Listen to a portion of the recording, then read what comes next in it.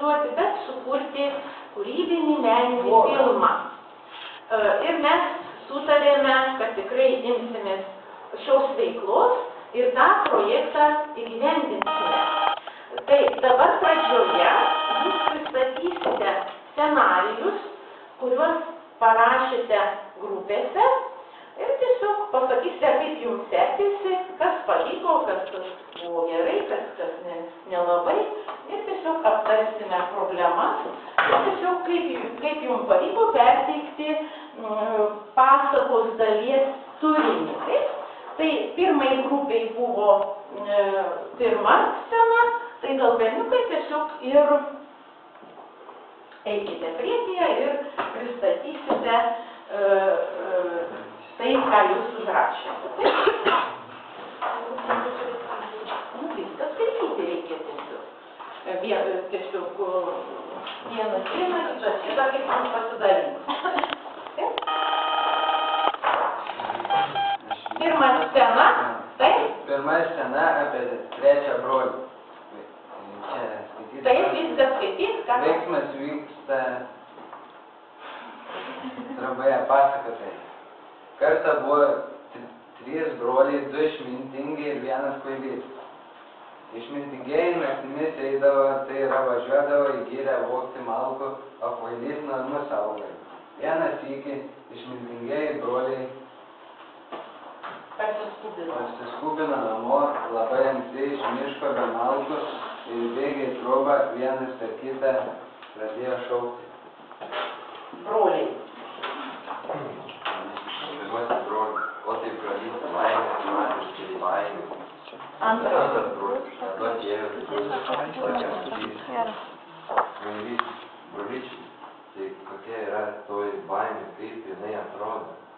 Broliai, jinai kvailiai. Vokiečkakas. Taip pat matysi tą grožybę. Toliau pasakotojas. Vokiečkakas, o tai buvo 18 valandą ar 12 valandą. Prieš pat gaičių giedojimą, kada pats vaiduoklio metas. Žiūri, stovi vienas vaiduoklis toks baltas žmogus ant kapo. Kvailys, brolystės, ar tai yra baimė, ar stebuklas? Ar tai tu esi baimė ir stebuklas? Kaip pasakotojas? Kai tik tai kvailys įgriebė į glėbį vaiduoklio šmėklą, toji prapuola, kai pribėga prie kitos ir toji prapuola, tai visi vaiduokliai, kurie buvo vokiečkapiuose išnyko. O tokia scena, reiškia, kai ką suvaidinsim, kai ką reikės pasakyti pasakotojui. Tokia trumpa scena ir kaip jums sekėsi dirbti šitą darbą? Laukėme filmų. Protingi vyrai, jie gerai sutarė ir greitai padarė ir tikrai gal būsit būsimi režisieriai ar scenaristai. Taip? Gerai, ačiū berniukai. Dabar antrai grupiai jinai buvo didesnė ir jiem teko labai daug padirbėti, tai buvo didelė plano dalis ir ten, man atrodo, ne viena scena jums reikėjo užrašyti ir tiesiog dabar suteiksime jums žodį. Prašau, didžiai klausyti, gal turėsite kokių pastabų.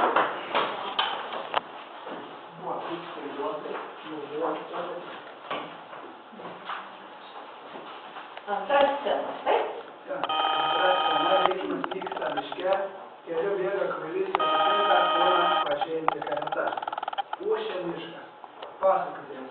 Bėga kvailys keliu ir sutinka pačiajantį poną. Ponas, kur tu taip skubi? Kvailys. Bėgu ieškoti baimės, bet niekur nerandu. Ponas, sėsk pas mane į karietą. Aš su kokią baimę parodysiu, kad tu tikrai išsigasi. Kvailys. Kvailys įeina į karietą ir važiuoja su ponu. Pasakotojas. To pono dvare buvo tokia bažnyčia, kurioje visada vaidenasi. Ir visas, kas tik sugalvodavo joje ten nakvoti, nežinia, kas sudraskydavo. Būdavo, jei kas nors pasilikdavo ten nakvoti, rytą visados atrasdavo tik tai jo kaulus prie durų sukrautus. Ir ta kvailė ponas dėl to vežėsi, kad sušertų anam Nežinomam baisūnui, kurie žmonių mėsą minta. Ponas, eik į bažnyčią pernakvoti, aš tave užrakinsiu ir paliksiu vieną. Kvailys, aš pasiimsiu 3 žvakes, 1 vaškinę ir 2 lojines. Užsinešiu jas aukštyn, pastatysiu prie vargonų, užsidėksiu jas visas ir mėsiu, taip mokėdamas. Pasakotas. Kvailys meldėsi, kol nusibodo. Tada pasiėmė kortas ir pradėjo lošti pats savo vienas. Pats kortas išdalijo, pats numetė taip jam beūšant, atėjo geras laikas, gal 11, o gal ir 12 valanda. Ir pradėjo rūsyje nežinia, kas braškėti. Staiga atsidarė rūsio durys ir išbėgo iš ten baisi baidyklė. Ji pradėjo bėgioti po bažnyčią ir vis Nusėmė tik tai šnypšt, tuojau ir prie vargonų prilėkė. Ėmė artintis prie kvailio.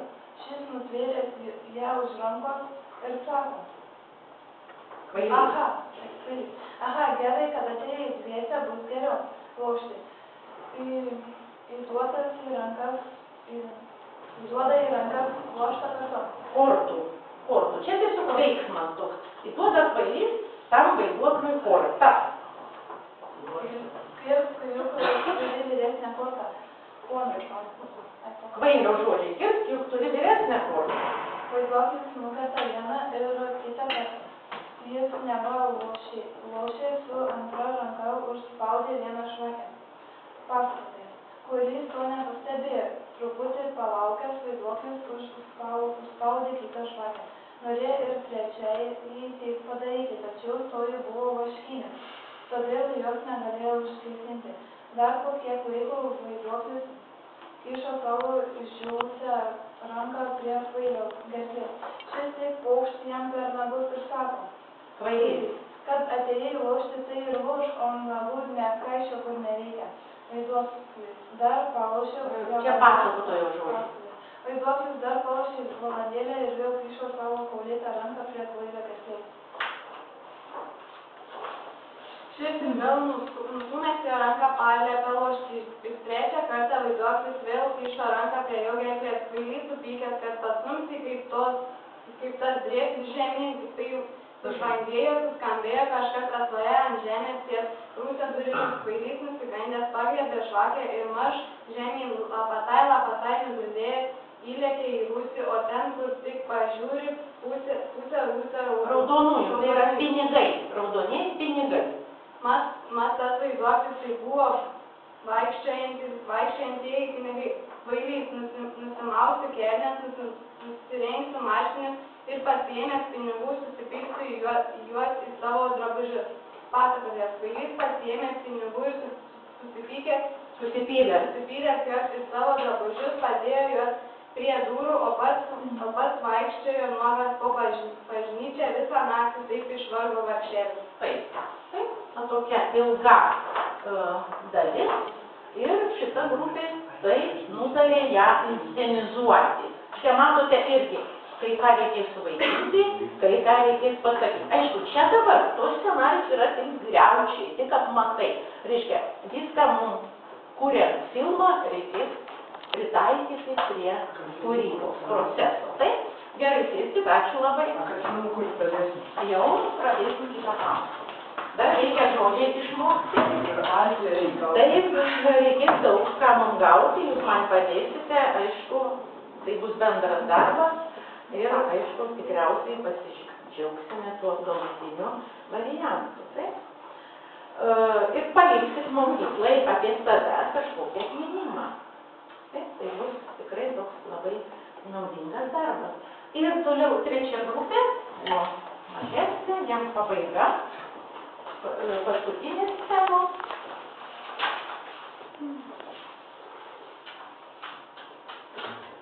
Ketvirta scena pasakotojas. Veiksmas vyksta bažnyčiai. Viduje prie tarnas pasižiūri, kas dedasi bažnyčia, jis pamato nuogą kvailį. Ir parbėgęs namo viską papasakoja ponui. Tarnas, perbėgęs į dvarą su šaukė, mačiau nuogą žmogų. Nesuprantu, tai žmogus ar vaiduoklis. Pasakotojas, ponas, sušaukė visą savo šeimyną ir nuėjo atidaryti bažnyčios durų. Ponas nustebęs, tai tas pats kvailys, tik tai visiškai nuogas, po jo sveikėtieji drabužiai, pasakotojas, tarnai ją aprengė, o marškinius ir pinigus pasiėmė į rankas, nuėjo į bažnyčios dvarą. Ponas, mielas bernaitis, už tai, kad išgelbėjo mūsų bažnyčią nuo vaiduoklių, duosiu daug drabužių, pinigų, javų ir arklių. Pasakotojas, kai kvailys gaus pinigų, nusipirko dvarą ir tenai gyvena, o bažnyčioje daugiau niekada nebesivaidendavo. Palauk, dabar jau paskutinė scena, jau, reiškia, keičiasi viskas iš esmės, jau kvailys gyvena tam savo dvarelėje, savo kaime ir tiesiog dirba įvairius darbus. Ir vieną kartą atsitinka štai toks įvykis. Kartą buvo šienapjūtė ir mergos kvailiai leido varlę už apykaklį. Kvailys labai drąsiai ir lėto, mergos jį erzina. Ko atsiganai varlės į tavęs nenuskriaus, jeigu už tave mažesnį, kvailys. A tai tokia toji baimė, kad būčiau anksčiau žinojęs apie, niekada nebūčiau jas ieškojęs. Tai ne juokas baisės prie kūno tokį šaltą daiktą, o dar net krūtantį. Taip, šitai baigėsi, bet aišku, mes tą pabaigą galėsime ir visai kitaip.